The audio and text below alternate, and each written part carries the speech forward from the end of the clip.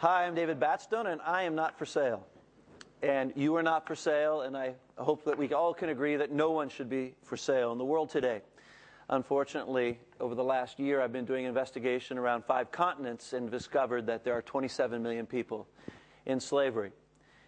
There are people inside the United States, and there are people inside Europe, and people inside Australia who are forced to labor for someone else and cannot leave with threat of violence to themselves or their family. It's great to be back in Australia. I was motivated and inspired by my research to begin a movement, an international campaign to end slavery in our lifetime. It's the Not for Sale campaign. And here in Australia, we are teaming up with Stop the Traffic. Stop the Traffic involves World Vision Australia, the Salvation Army, and Tier Fund and local churches and universities have been very instrumental in having this day-to-day as well as an ongoing campaign to confront global slavery. So it's a great honor to be here. I married an Australian woman. We have 4 children with passports. So for me, Australia is like coming home in lots of ways, not just in terms of my family, but also spiritually. It is a matter of when I was a young college student, Johnny Hurt came to my university, turned my world upside down, and challenged me to think about a vocation where I could use whatever gifts, skills, talents I was given to reach out to the world's poor. Went to Rushlakhan as well, where I met Tim Costello, where we were first-year students at seminary together. Really shaped by an Australian theologian and community in Melbourne called the House of the Gentle Bunyip. And one of my early heroes was Dave Andrews at the Waiters Union in Brisbane. So all of these people have been part of my legacy and my heritage, so it's great to come back home. And I continue to find that, and that's why, despite my misgivings and my struggles with the church around the world at some times, I still am proud to call myself a follower of Jesus. This came then to bear on this investigation of global slavery. Human trafficking. And it started for me in a way of almost stumbling on it because I wasn't looking for it. I had worked in Latin America almost for 12 years, working in human rights, working with situations of unjust labor wages. But I really, in my mind, I think like most Western Europeans, Americans, Australians, I had the impression that slavery ended 200 years ago. That that's one thing we licked, and we could move forward. I was eating in an Indian restaurant, one that my wife and I went to regularly in the San Francisco Bay Area.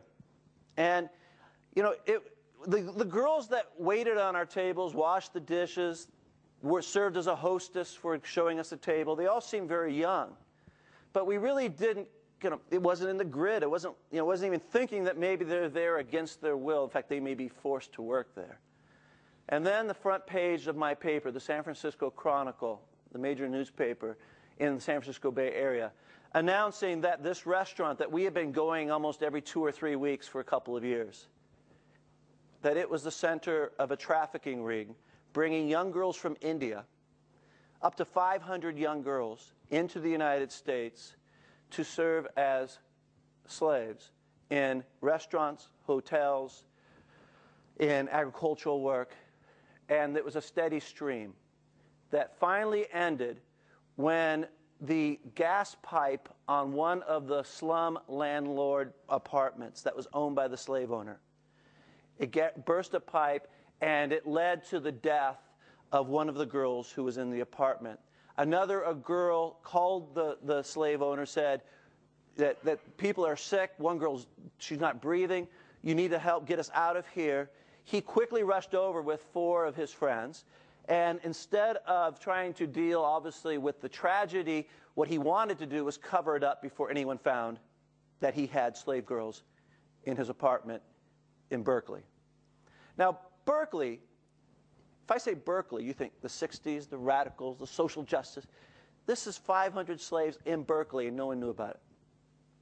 Amazing, right? In our own backyard. So what he did is he got his friends, they carried the one girl out, they rolled her into carpet, carried the carpet roll to the back of a van, threw it in the back of the van. A young woman was a resident in the local area was driving by, and she saw just one of these jarring scenes. She saw an arm dangling out of a roll of carpet. So she stopped and just kind of watched as then another girl from that apartment who had called in and others who were there, they tried to throw him in the back of the van and get him out of there as quick as possible. One girl broke free and started to run down the street, and the three guys started chasing her. This woman went out, jumped out of her car without really thinking, tried to stop them. They threw her on the ground, so she ran and got a car, got them to stop, and said, call emergency assistance. They called emergency assistance, and they were able to not only arrest this slaveholder for the death of this young girl, but also discover what was happening on a month-by-month basis through the U.S., through San Francisco. Well, at first I thought this must have just, been a one-off, idiosyncratic event. Certainly, this couldn't be happening more around San Francisco. And also, it was girls from India brought in by an Indian restaurant owner. I thought, well, that, it's over there. And I think that's probably what most Americans and Australians think about. And I found also in the UK, it's always over there. And so our great challenge, it's bad enough it's over there, but also it's here. It's also here. In Australia, it's in the United States, in greater numbers than here, but it's here. And also in Europe. But it certainly is with our fellow human beings made in the image of God over there. So I began to investigate more about trafficking into the United States.